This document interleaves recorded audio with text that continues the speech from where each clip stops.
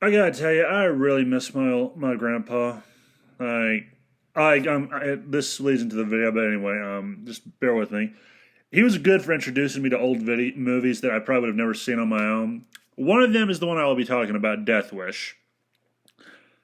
Now, you might have heard of this already because everyone and their mother's probably seen Death Wish by now. But you know what? I thought, fuck it.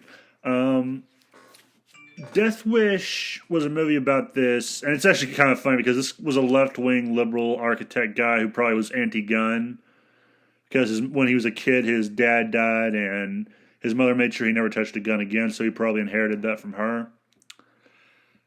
Anyway, he's this architect who he has a successful life. He has a wife that he loves. He has a daughter who's also married. He has a son-in-law who's a pretty good guy. And then one day, while he's at work and his wife and daughter are out getting groceries, they get attacked at their home. Who basically follow them back.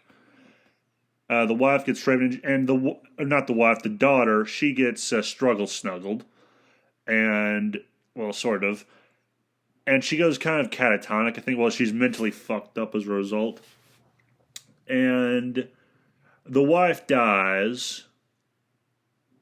And that's about all I remember from the plot, basically. Is you see it, well, no, I remember also that because like Mad Mike did a video on this, I think a month or so ago, and I went back to watch the movie. It still holds up in my opinion. Like it really touches on issues that I think are still relevant. But anyway, I'll get to that later.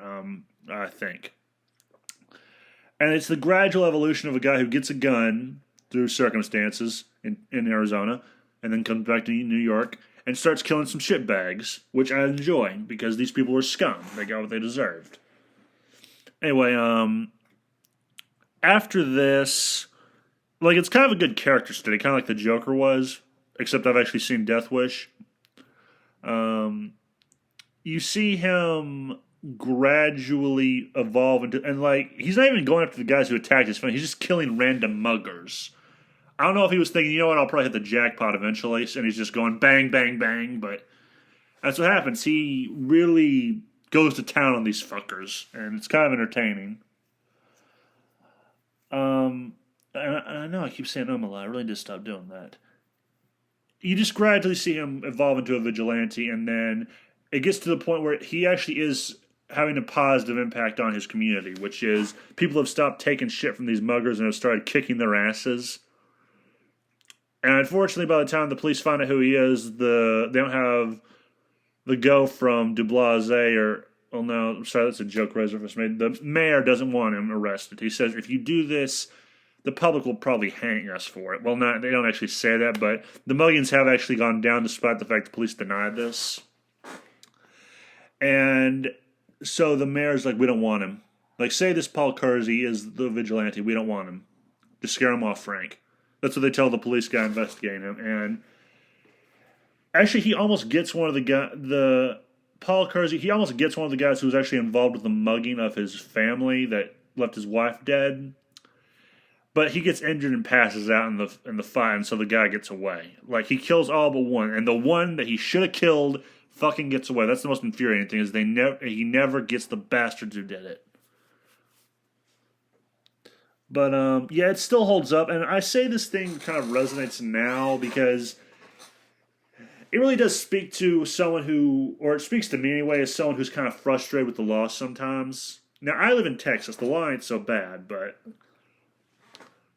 there are some places where cops are the most inadequate and useless troglodytic bitch cunts I've ever seen. Like, they are more interested in taking away your firearms than arresting actual criminals.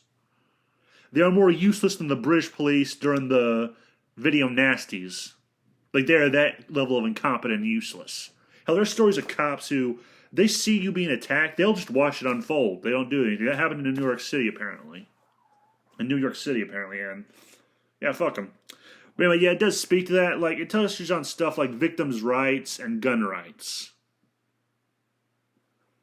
Now, I don't care how you feel about gun control or gun rights, that's your business. But it does touch on these issues, and I think it touches on them pretty tamely. Like, it doesn't say one's right over the other. As far as I know, it just shows if you don't have a gun, you're pretty fucked. So basically, like most people in Australia. And And that's all I really wanted to say on the video is it does touch on these issues, and God, it makes me wish my grandpa was still alive so I could get more movie recommendations. But anyway, the guy gets injured, passes out, is taken to a hospital, and the police guy's like, look, I'm going to make you a deal. Your company has lots of different offices. You're going to relocate, and I'm going to throw this pistol into the Hudson River. So you're going to readjust. You're going to relocate permanently. And then as he's leaving, because he's like by sundown, which it's kind of funny because one thing that leads him to this is he goes to Arizona and he sees this Wild West show. So that's very Wild Western in my opinion. And there were sequels to this movie. I think 2 is okay. 3 is really good. I liked. Its value is debatable, I would imagine. Some people probably don't like it. If so, believe for you. But that's kind of all I want to say on it. Is it's good. The main thing I enjoy is you see this guy blow some people away with a revolver through town. Like one guy was on a subway. Some guy cut the newspaper he was reading open. So Paul Kersey, who had the pistol ready because he knew they were going to mug him anyway, and then he shoots through the newspaper. And then his friend who was watching the door to make sure no one in the train would come to interfere, he gets shot as well. And then they're both on the ground. They both get shot a second time. And I'm like, yes, kill those fuckers. I loved every second of it.